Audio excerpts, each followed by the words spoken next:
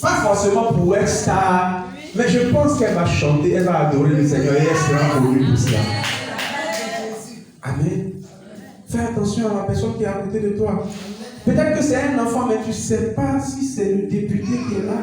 Tu ne sais pas si c'est le maire, tu ne sais pas si c'est le ministre qui est là. Tu ne sais pas si c'est le futur président. Je voulais dire aux femmes, pardonnez, ne faites plus avortement, vous risquez de tuer le futur président de la République. Alléluia. Alléluia. Parce que les gens ont tué très tôt dans le ventre de Jacques des enfants qui vont réussir plus tard. Ils ont tué leur. Fais attention à toi. Fais attention à la personne qui est à côté de toi. Est-ce que tu sais que tu es à côté de quelqu'un qui est béni même? Dis encore, fais attention à moi. Alléluia. Alléluia. Alléluia. Non, mais faut respecter les gens, s'il te plaît. Amen. Non, je n'ai pas dit que toi, il ne va rien t'arriver. Toi, tu peux être béni, tu peux avoir beaucoup de biens. Mais pendant que tu as beaucoup de biens, l'autre est chef d'entreprise aussi. Les personnes qui sont riches ont besoin aussi des personnes qui sont riches. Quel que soit ton niveau. C'est pourquoi tu ne sais pas ce qui va arriver à l'autre. On ne savait pas ce que Joseph allait devenir. On ne savait pas ce que Daniel allait devenir. On ne savait pas ce que Esther allait devenir. Fais attention aux personnes qui sont à côté de toi. Alléluia. Salue-le avec respect. Parle-lui avec beaucoup de politesse. Il va te faire du bien plus tard. Elle va te faire du bien plus tard. Même si tu arrives, que la personne n'est pas bien habillée, s'il te plaît, respecte la personne. Quelqu'un m'a conté une histoire. Dans une entreprise, il y avait un monsieur qui ne faisait rien. Dans une société, il ne faisait rien. Il était là, il faisait les courses, il balayait. Et tout le monde l'envoyait. C'était le monsieur que les gens envoyaient. Et tout le monde, personne ne le respectait, on l'envoyait, tout ça. Et puis, tellement il était fidèle. Quand tu lui confies des choses, il fait bien. Et un jour, leur grand patron devait partir. Je ne sais pas si c'est à la retraite, mais l'histoire dit qu'il devait partir. Et quand il est parti, il a regardé dans l'entreprise, dans la société, il dit, ah, lui il cherche quelqu'un de vraiment fidèle à qui il va confier, il va mettre au-dessus de tout le monde comme directeur, il va partir. Mais quand il regarde, il dit, mais les collaborateurs là, habituellement quand je leur confie des choses, ils font, mais ils font à peu près. Ils ne font pas bien. Mais il n'a trouvé personne. Et c'est comme ça qu'il s'est rappelé. Il dit, mais le monsieur qu'on envoie tout le temps, là, il est très fidèle. Depuis la durée ici, il connaît notre travail. Et c'est à lui qu'il a confié la direction. Il a laissé le directeur en passant. Notre balayeur est devenu directeur le matin.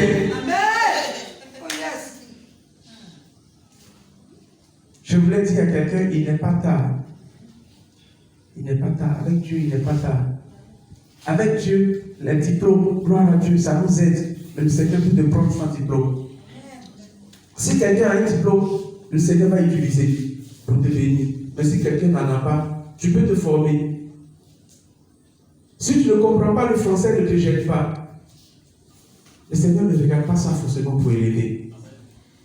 Amen.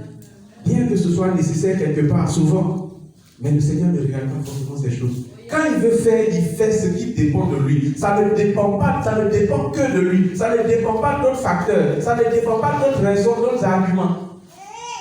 Ça ne dépend pas des choses que les gens ont fait avant. Alléluia. Et je veux finir ce message. C'est cette partie où Esther s'est engagée. Mardoché est allé la voir pour lui dire qu'il y a un complot en cours contre le peuple d'Israël. Et il y a un certain Haman qui a fait prendre un édit, une loi au roi pour détruire le peuple d'Israël. Et les gens avaient fixé la date déjà pour tuer le peuple d'Israël. Et Mardoché va demander à Esther d'aller voir le roi pour lui parler. Et elle a dit au roi, à son oncle, est-ce que c'était son oncle, à Mardoché, son tuteur, que en fait, elle ne peut pas partir. Pourquoi? Parce que dans le royaume, c'est connu. Personne ne se présente au roi si le roi ne l'a appelé. Je ne sais pas si vous comprenez. On va détruire ton peuple, va parler au roi. Je ne peux pas partir parce que voici ce que la loi dit. La loi dit, si je me présente, je risque de mourir. Mais si tu te présentes au roi, il y a une possibilité que tu vives. Le roi peut prendre son bâton pour montrer vers dans ta direction et tu viens attraper le bout du bâton. Ça veut dire que le roi même, c'est lui qui t'a appelé. Mais s'il ne fait rien et que tu marches jusqu'à lui, tu vas mourir. Et Mardochée lui dit, tu as dit frère, mais sache que ce n'est pas parce que tu es reine que tu vas rester là-bas. Quand les gens vont apprendre que tu es juif, comme c'est le roi même qui a donné l'autorisation, tu seras aussi tué, toi et le reste de la maison de ton père. Mais est-ce que tu sais si c'est à cause de cette heure que le Seigneur a prévu que tu parviennes à la royauté? Quelqu'un n'a pas compris. Est-ce que tu sais si c'est pour cette heure que le Seigneur a permis que tu sois élevé?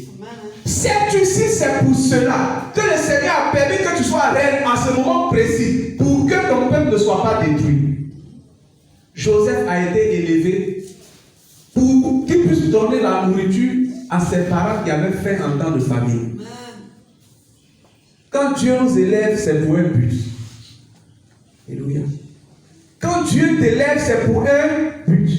Quand Dieu t'élève, c'est pour un objectif. Quand Dieu t'élève, c'est pour une finalité. Je vais nous lire Proverbe 16, verset 4. L'Éternel a tout fait pour un but, même le méchant pour le jour du malheur. Oui. L'Éternel a tout fait pour un objectif précis. Quand Dieu te donne l'argent, c'est pour aider les frères, c'est pour aider ta famille, c'est pour investir dans son œuvre. Il y a des gens à qui Dieu a donné l'argent. Le Seigneur a donné le grand bien. Et ces personnes se détournent de l'église. Quand les frères vont le voir maintenant, ils disent non, ils n'ont plus le temps de venir à l'église. Quand le pasteur parle, il dit non, je n'ai plus le temps. Je suis trop occupé. Mon travail m'occupe trop. Le Seigneur ne te bénira pas. Pourquoi? Parce que tu n'as pas le cœur pour l'œuvre de Dieu. Tu n'as pas le cœur pour bénir les autres. Si le Seigneur te bénit, c'est pour penser aux autres. C'est pour que tu sois un canal de bénédiction. Pour que tu sois un instrument d'élévation. Un instrument de secours pour les autres.